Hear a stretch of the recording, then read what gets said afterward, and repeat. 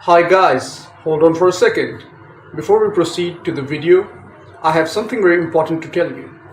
Professor Jon V. Kofas has published his new book in collaboration with Little French Media, and the title of the book is Neoliberalism, Inequality, and Authoritarianism. This book details how neoliberalism impacts the geopolitical economy in the 21st century. You can buy it from Amazon, and the link is in the description. Thank you. Now let's proceed to the video. Hello, everyone. Welcome. Legacies of presidents, in the specific case which I will be analyzing in a teaser session as an introduction to a much lengthier video analyzing Joe Biden's presidency of the last 4 years. The legacies of presidents usually reflect the ideological and political positions or predispositions, I should say, of those writing them. And it's not surprising that presidents, many of them, and especially in recent memory, are the first ones to try to carve out a legacy. Uh, Nixon was famous for that, or infamous, if you will. He wanted to make sure that his legacy was not just characterized by what happened because of the Watergate break-in scandal during the presidential campaign in 1972 when George McGovern was his opponent. So presidents go out there and try to basically carve out they're the first ones. You usually try to uh, give a direction of where their legacy ought to be. President Biden, more or less, in a very subtle way, tried to do that during the funeral of former President Jimmy Carter, of course, at the National Cathedral recently.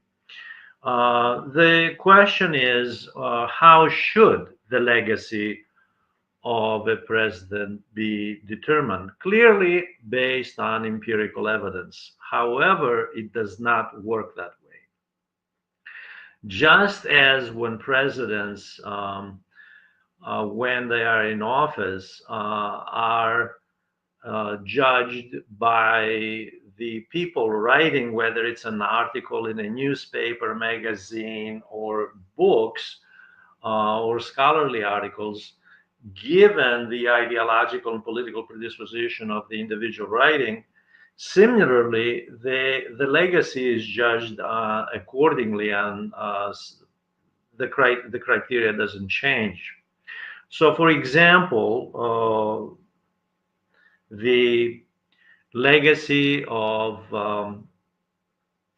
Joe Biden, which of course has to be divided into domestic policy as well as foreign affairs, has already been, there have been, mainstream media has already written a great deal about this. Um, the New Yorker magazine, I think, tells a very good, has a very good headline in an article that is devoted on the legacy of Joe Biden, which is, and I quote, Trump's second term is Biden's real legacy. The question is, what does this mean? The fact that Trump won tells the story about the legacy of Joe Biden. Um, Now, it depends whom you ask about what this means. Senator Bernie Sanders made it very clear after Trump won, if we're going to go that route, that the Democratic Party lost. And it isn't just Trump winning, it's actually the Democratic Party lost, exactly as the senator from Vermont noted, because the Democratic Party, and this includes, by the way, not that the person at the top of the ticket, Kamala Harris, running in November against Trump, obviously vice president under Biden, but it includes the House and the Senate. Okay. So it was a monumental victory for the Republican Party. It wasn't just the top of the ticket. This was a Republican victory across the board. And that's undeniable. So if we are to judge the legacy of Joe Biden, we really should be looking at the whole Democratic Party apparatus, the mainstream Democratic Party. And this is where Senator Bernie Sanders was correct in noting that the Democratic Party lost because it abandoned the working class and the lower middle class. And that is why they did not show up, or they voted, some of them voted the other side, they voted GOP. And that's what happened. It's not, this is not to adopt the attitude of former uh, presidential candidates like Hillary Clinton in 2016, who also ran against Trump, by the way, and dismissed those voting, that is the base of Trump, as the deplorables, which is obviously a horrible and an awful thing to say about people who are desperate and they want solutions in their lives, whether they're misguided ideologically and brainwashed and indoctrinated by the mass media, which of course she herself and people like her who are in part of the political elite in the United States, as they are in other countries, are responsible for that indoctrination, whether it's one way or the other. So that's part of the game in the political arena. Okay. Now, Joe Biden's I'll start with domestic policy rather. Legacy in domestic policy speaks for itself.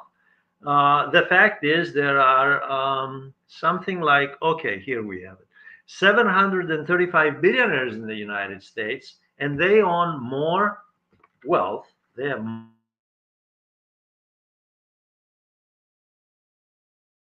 in the 785 people in the United States have more money than the bottom 50% of the population.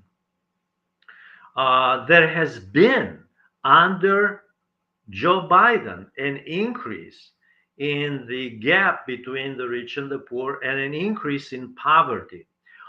Part of the reason is because of the inflationary policies. Inflationary policies, yes, he inherited some of that because COVID-19 started when Trump was in office. And there was a residual effect of the inflationary policies, the bottleneck situation in shipping and so forth around the world. However, those were pretexts, by the way, for corporations to raise prices. Joe Biden's foreign policy and his domestic policy exacerbated the inflationary spiral, made the cost of living much higher, and that had an impact in the working class and the middle class, which then did not vote for the Democratic Party, either stayed home or voted. Some of them voted in third party independents and so forth, a number of them who, it's a fraction of the vote, and others went for the Republicans. Now, the foreign policy he followed, okay, is directly impacting, has directly impacted, and it's continuing to impact the domestic economy, because there was a massive shift, as even the mainstream media that supports him, has supported him, has pointed out. Massive shift of resources, government resources, from social development, economic development, social welfare programs, to supporting militarist solutions to diplomatic crisis, not to seek diplomatic solutions in Ukraine and in the Middle East, and to immediately embrace military solutions. Okay? The forever war doctrine, let's just keep going to war, see how we can stimulate the military industrial complex, the defense industries. Not that Trump, by the way, is going to be that different. He's already announced that he wants to raise the GDP, the percentage of GDP spending of NATO members from 3 to 5%. So he is clearly interested in feeding the military industrial complex. But on top of that, Joe Biden continued to support the neoliberal policies of his predecessor, and that is of Trump. And just as Trump continued to support the neoliberal policies of Obama and so forth, going all the way back to Reagan, they all supported neoliberal policies. And those neoliberal policies have exacerbated the the gap between rich and poor, and the costs in healthcare, education, and housing. Those three sectors reflect as much. And this is why there is a problem in America with the high cost of higher education, which is the only vehicle for social mobility for people in the middle class and the working class, healthcare, drug costs, medical costs, hospitalization, and of course, housing, rentals, and of course, purchasing of new homes, those out of reach for more and more Americans. The other area where I was amazed as I went through a lot of the mainstream media accounts to see how they viewed Joe Biden's legacy was his foreign policy. They were enthusiastic that he supported the war in Ukraine. And he is still supporting, going out the door, he's still sending money to Ukraine.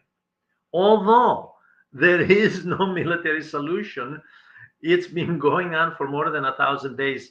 I have no idea what it would take for an epiphany to knock on the door of the White House and say, by the way, this is going nowhere. There is no military solution. The other side, namely Russia, has the world's most nuclear warheads ahead of the United States. They're number one in the world with nuclear warheads. And pushed to the wall, they will use them. China, by the way, has been restraining them, their number one ally. In any event, that has gone nowhere. Trump is looking to end that, by the way, as all headlines indicate. Then there is the other issue that struck me even more, and that is the war in the Middle East. Israel started because it was Hamas attacked on October 7, 2023. Civilians took hostages. Obviously, there was outrage, rightly so. This was an act of terror. However, what followed was genocide, according to the International Criminal Court. And of course, there are arrest warrants for top leaders in Tel Aviv as war criminals. Okay. What has the U.S. done to end this early on, from early on? Biden went to Tel Aviv, embraced Netanyahu, made these proclamations as though this is a circus or some kind of a great thing, that he's a Zionist, as though to be a Zionist is some kind of a virtue, with all its meaning during this period when Biden was well aware that American weapons were used to kill children, women, and of course men in Gaza, civilians, along with Hamas, which was created in part by Israel and financed in part by Israel. There's a long record of that. And to have the mainstream media not mention this issue as an important issue, a stain on U.S. foreign policy, which also has gone nowhere. And there are reports that Trump is from behind the scene, has sent an envoy to Tel Aviv to try to convince Netanyahu to bring this to a close as well. So this is the legacy. Now, future historians and political scientists, social scientists who will be writing about the legacy of this president, Joseph Biden, will note that this man had a 50-year history in 50-year experience in politics. He was a Cold War Democrat. He was always in favor of military solutions, always in favor of Keynesian militarism, never in favor of Keynesian social and economic development. Okay, never in favor of that. In favor of corporate welfare programs, including providing corporate welfare programs for fossil fuel companies that are detrimental and contradictory to the environment and contradictory to what he had said as a candidate he would do for the environment. I invite you to join me in looking at a longer video on the legacy of Joseph Biden, who will be stepping down, of course, on January 20th when Donald Trump is inaugurated. I also invite you to send in comments and questions. I love to read them, and I would invite you to please join this educational channel. My very good friend Asad Alim manages this. It's committed to all sorts of educational issues. Thank you very much for watching.